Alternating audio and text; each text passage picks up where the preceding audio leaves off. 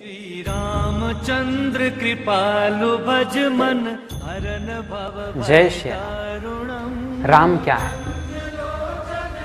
राम का मतलब है धर्म, अगमनागमन, अवस्थान, अवलोकन, हसन दसन विलोकन, उड्डयनोत्थापन। राम चलते फिरते घूमते उठते बैठते खाते पीते हंसते खेलते, ये जितने भी क्रियाकलाप हैं ये सब करता हुआ धर्म। राम इस भारतवर्ष का रोल मॉडल है। राम इस भारतवर्ष का स्वागत, राम इस भारतवर्ष का अभिवादन। राम राम भैया, जय श्री राम। ऐसे राम इस भारतवर्ष की विदाई है, राम नाम सत्य। राम इस भारतवर्ष का प्रभात है।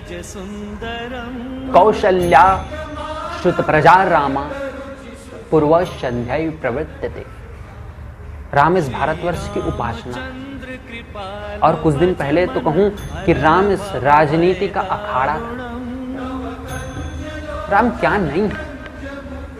वास्तविकता तो यह है मेरे दोस्तों कि राम हमारी आत्मा, इस आत्मा को खोने नहीं देना। रग रग में राम का वास करा।